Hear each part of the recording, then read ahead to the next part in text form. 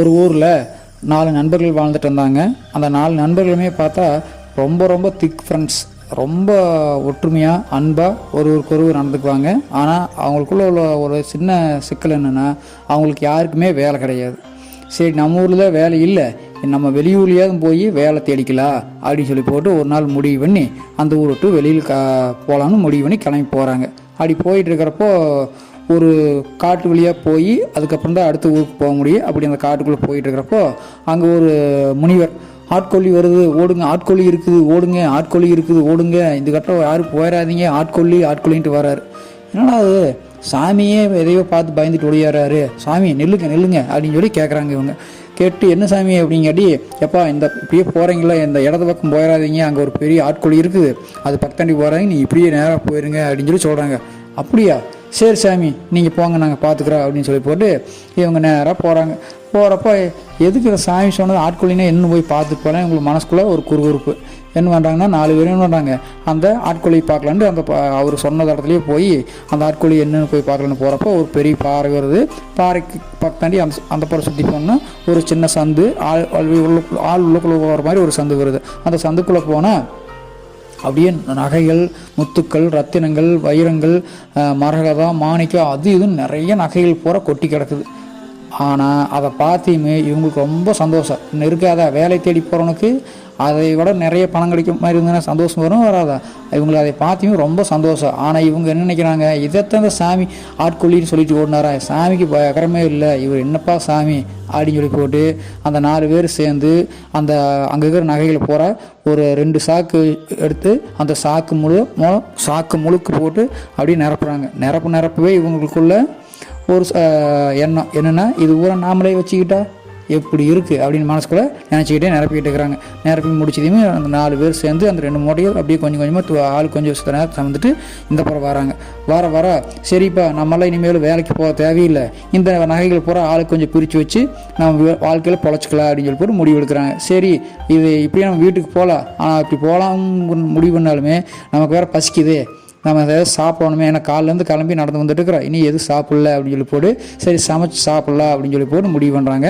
அப்போது 2 பேர் இங்கே சமைங்க, நாங்கள் 2 பேர் பக்கத்தாண்டி ஆறு போயிட்டு ரொம்ப களைப்பாக இருக்குது, நாங்கள் போய் குளிச்சுட்டு வரோம், அதுக்கப்புறம் நீங்கள் போய் குளிச்சுட்டு வாங்க, 4 பேருக்கு வந்து சாப்பிட்லாம் அப்படின்னு சொல்லி முடிவு பண்ணுறாங்க. அப்படியே 2 பேர் ஆற்றுக்கு போயிட்டாங்க. 2 பேர் சமைக்கலாம்னு சொல்லி போட்டு ஒருத்தன் விறகடுக்கு போயிட்டா, ஒருத்தன் சமைக்கிற இடத்துல ஒருத்தன் சமைக்கலாம்னு சொல்லி போட்டு கல்லை எடுத்து ஏற்பாடு பண்ணிட்டு இருக்கிறான். இந்த மாதிரி சமயத்தில் ஆற்றுக்கு போன 2 பேர்த்தில் ஒருத்தன் ஆற்றுக்குள்ளே போய் குளிக்கலாம், நான் குளிச்சுட்டு வரமாப்பில், அப்புறம் நீ அடுத்தது வா அப்படின்னு சொல்லி போட்டு ஆற்றுக்குள்ளே இப்படின்னு இறங்குறான்.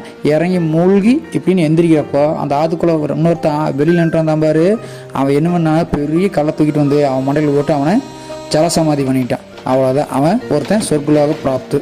அடுத்தது இங்கே அதே சமயத்தில் இங்கே எங்கள் சமைக்கிற இடத்துல என்ன நடக்குதுன்னா, அந்த சமைக்கலான்னு சொல்லி அடுப்பெல்லாம் வச்சு கூட்டிகிட்டு வந்தான் பாரு, கல் எடுத்து வச்சு கூட்டிகிட்டு வந்தான் பாரு, அவன் நாங்கள் அந்த வேலை செஞ்சுட்டு இருக்கிறப்போ நான் விறகு எடுத்துகிட்டு வரேன்ட்டு ஒருத்தன் போனேன், அவன் கொடுக்குறவன். அவன் என்ன பண்ணால் நல்ல பெரிய உருட்டுக்கட்டையை தூக்கிட்டு வந்து இவன் பின்னாடி சைடு மண்டையில் ஓஞ்சி ஒரே அடி. இங்கே சமைக்கலான்னு ரெடி பண்ண கல் வச்சுட்டு வந்தான் பாரு, அவனுமே சொர்க்குலோக பிராப்து போய் சேர்ந்துட்டான். இப்போ என்னன்னா, இவன் இங்கே இருக்கவன் வரவங்க 2 பேர் வருவாங்கல்ல, அப்புறம் பார்த்துக்கலாம் அப்படின்னு சொல்லி போட்டு இவன் என்ன பண்ணுறான், சமைச்சு வச்சுட்டு கம்முன்னு உட்காந்துருக்கான்.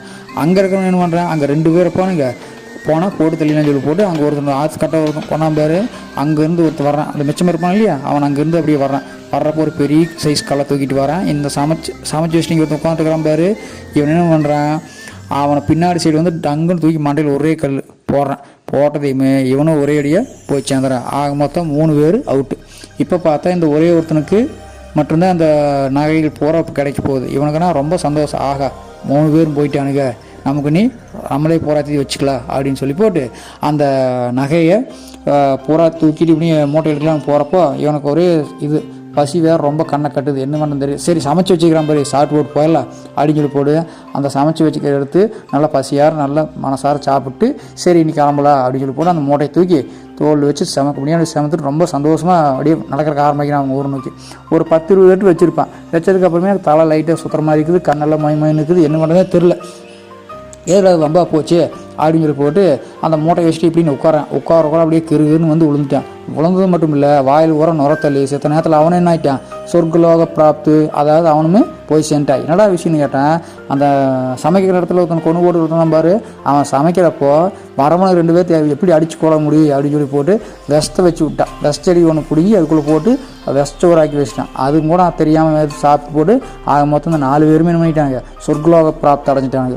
இப்போ என்னாச்சுன்னா ஆட்கொள்ளின் முனிவர் சொன்னது சரியாக போச்சா? அப்போது அந்த 4 பேருக்குமே இந்த நகைகள் சொத்துக்கள் எதுவுமே கிடைக்காம போயிடுச்சு. ஏன்னு கேட்டால் இதுக்கு ஒரு அழகான பன்மொழி சொல்லுவாங்க, ஊசி நுழைந்து பிரிக்க முடியாத நட்பை காசு நுழைந்து பிரித்துவிடும் அப்படிங்கிற விஷயத்தை அவங்க தெரியாமல் நடந்துக்கிறதுனால அது ஆட்கொள்ளியாக மாறிடுச்சு. முனிவர் சொன்னது இப்போ தான் சரியாக போச்சுன்னு எல்லாரும் உணர்வுக்கு முன்னாடியே போய் சேர்ந்துட்டாங்க. இந்த விஷயத்தை நாமளும் உணர்ந்து புரிந்து நடந்து கொண்டால் வாழ்க்கையில் யாரிடமும் பகையும் பிரச்சனையும் ஏற்படாமல் நிம்மதியாக வாழலாம் அப்படிங்கிறத நாம் புரிஞ்சுக்கணும்.